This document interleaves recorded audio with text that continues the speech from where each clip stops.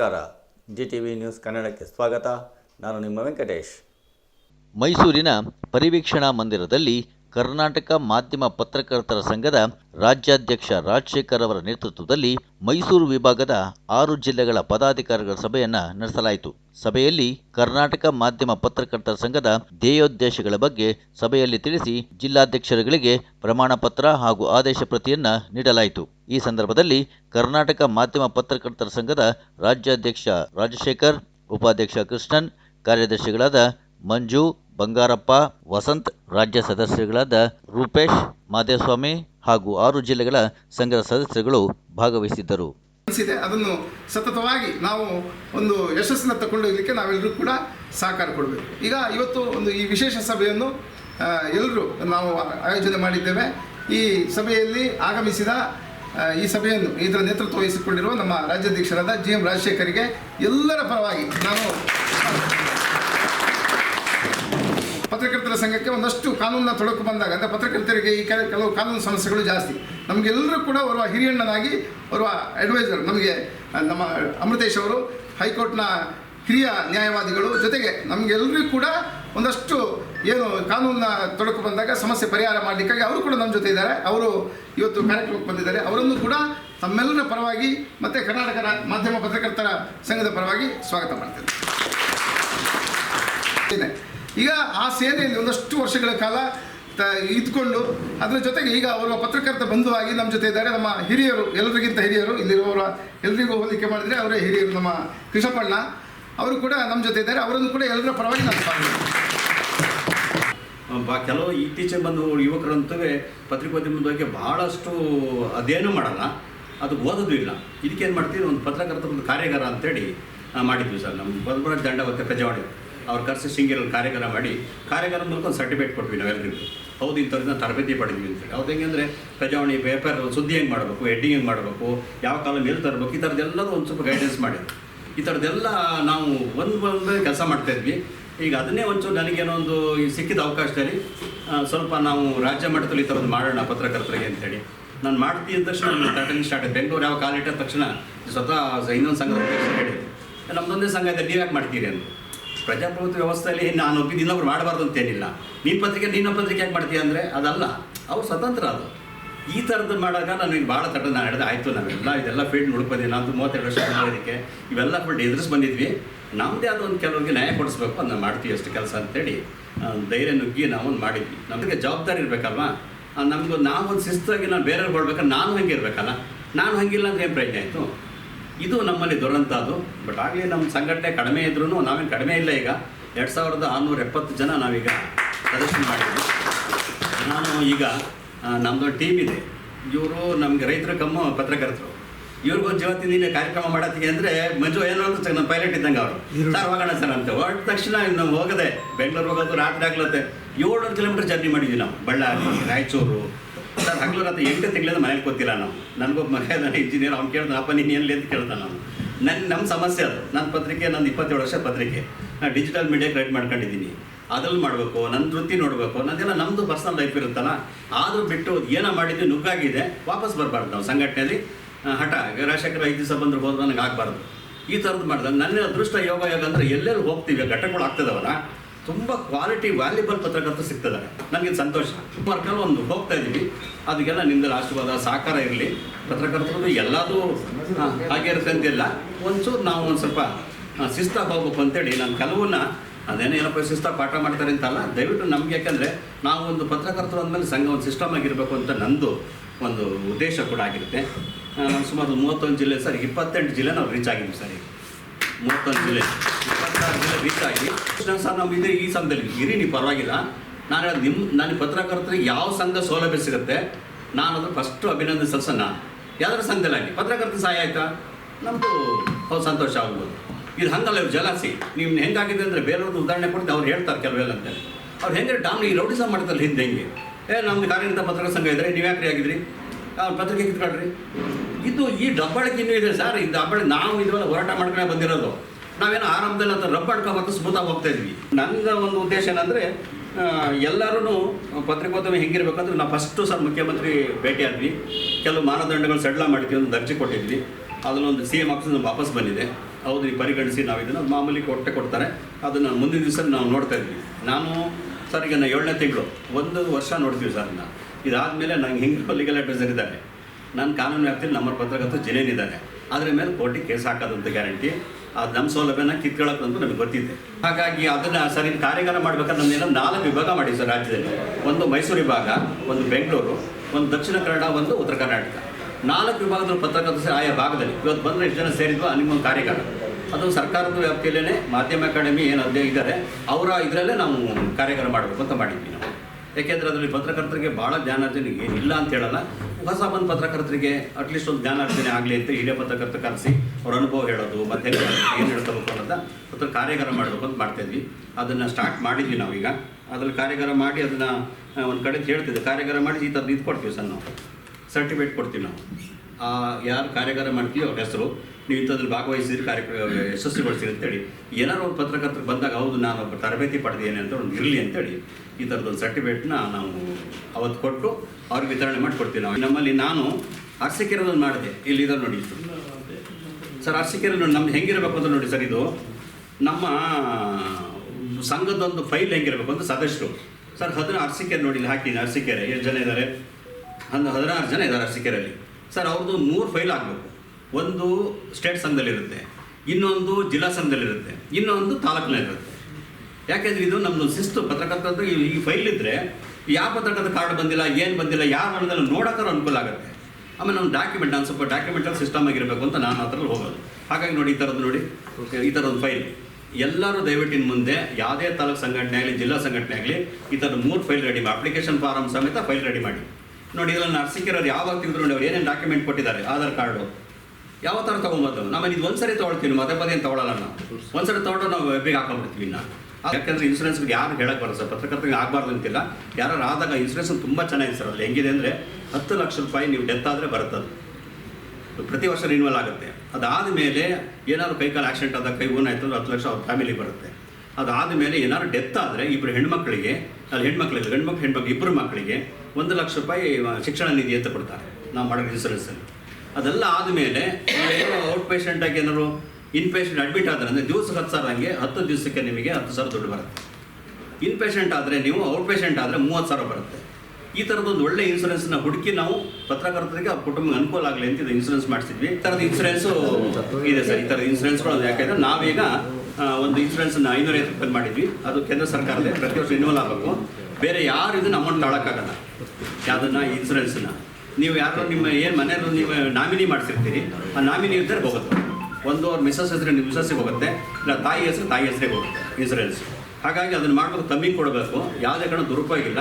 ಆಮೇಲೆ ಲಿಮಿಟ್ 24 ಗಂಟೆ ನಿಮ್ಗೆ ಕ್ಲೈಮ್ ಆಗುತ್ತೆ ಅಂತ ನೋಡೋ ಸಂಸ್ಥೆದು ಈ ಥರ ಮಾಡಿದ್ದು ಇನ್ಶೂರೆನ್ಸ್ ಎಲ್ರಿಗೂ ಮಾಡಬೇಕು ಅಂತ. ಸರ್ಕಾರದಲ್ಲಿ ಇದು ಬರಲ್ಲ ಸರ್, ನೀವೇನು ಪ್ರಶಸ್ತಿಗಳು ಬರೋದಿಲ್ಲ.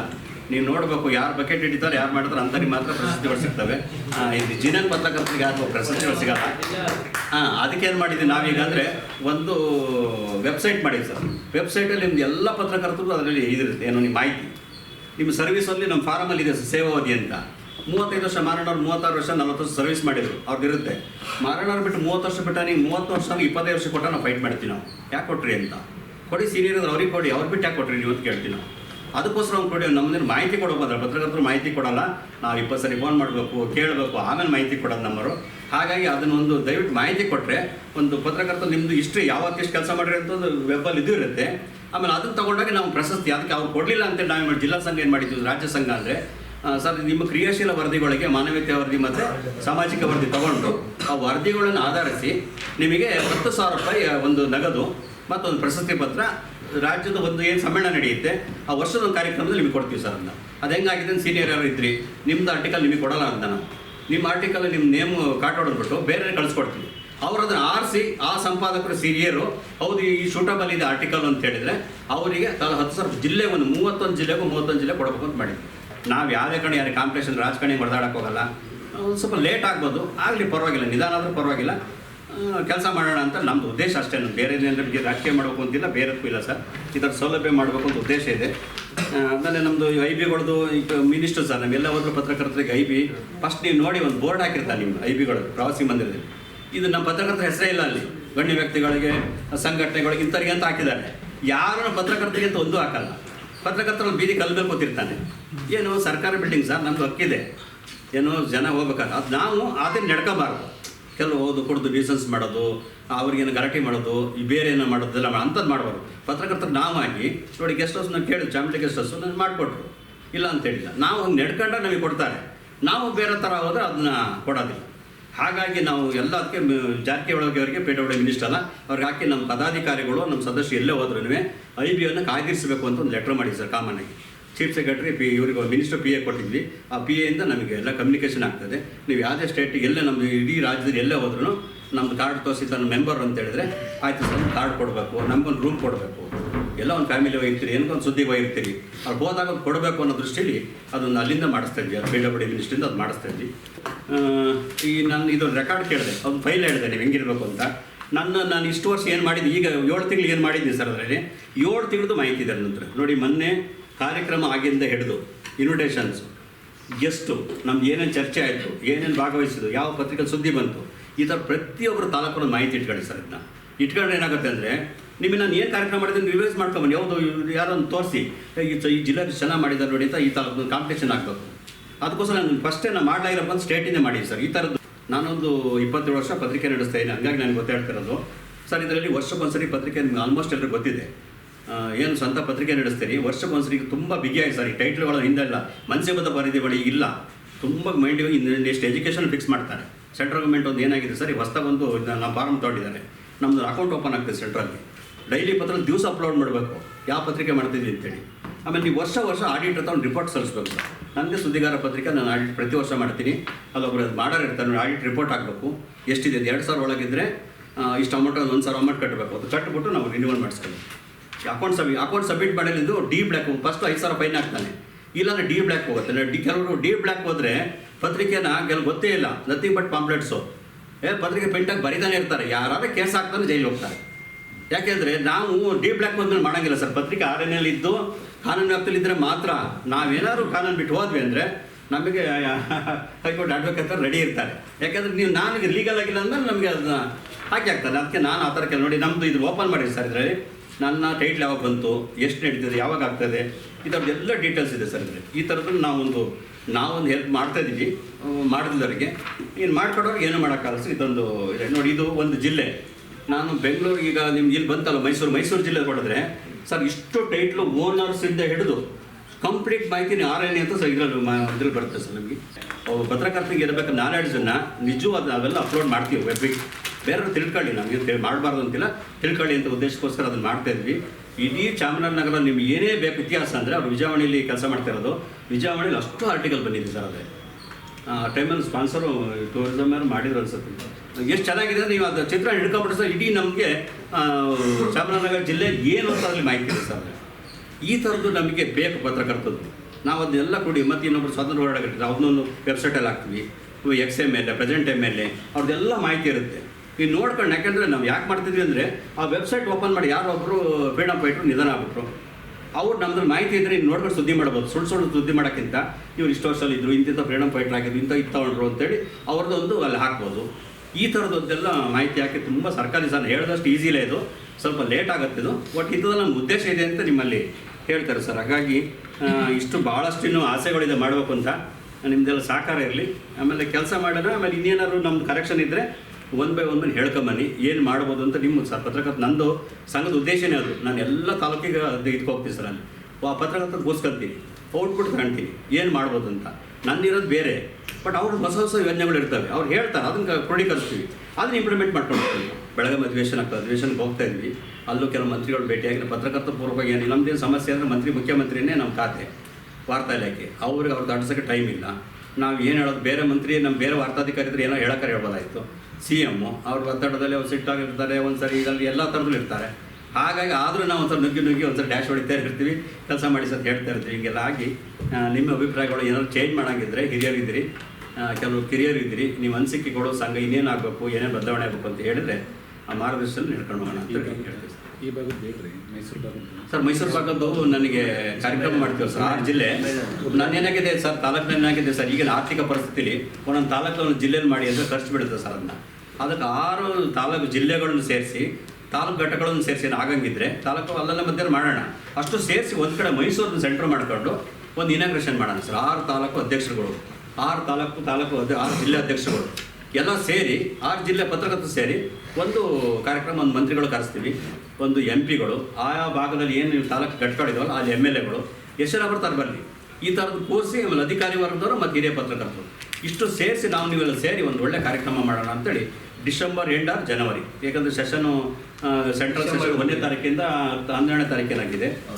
ಸ್ಟೇಟಿಂದು 18 ತನಕ, 8ರಿಂದ 18, 19 ತನಕ ಇದೆ. ಅದೆಲ್ಲ ಮುಗಿದ ಮೇಲೆ ಅದೊಂದು ಕಾರ್ಯಕ್ರಮ ಚೆನ್ನಾಗಿ ಮಾಡೋಂಥ ಪೂರ್ವಭಾವಿ. ಅದಕ್ಕೆ ನಮ್ದು ನೀವೆಲ್ಲ, ನಾನು ಮೈಸೂರಿಗೆ ಬರ್ಬೇಕಾದ್ರೆ ನಮಗೇನಾದ್ರು ನೀವೆಲ್ಲರೂ ಒಂದು ಒಗ್ಗಟ್ಟು ಮಾಡಿದರೆ ಕಾರ್ಯಕ್ರಮ ಯಶಸ್ವಿ ಆಗುತ್ತೆ.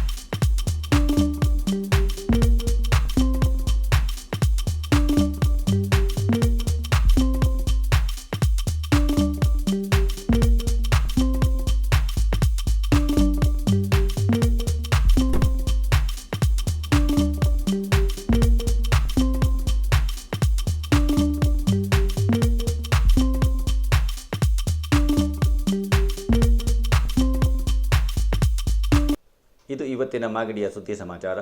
ನಿರಂತರ ಸುದ್ದಿ ಸಮಾಚಾರಕ್ಕೆ ವೀಕ್ಷಿಸಿ ನಿಮ್ಮ GTV ನ್ಯೂಸ್ ಕನ್ನಡವನ್ನು. ವಂದನೆಗಳು.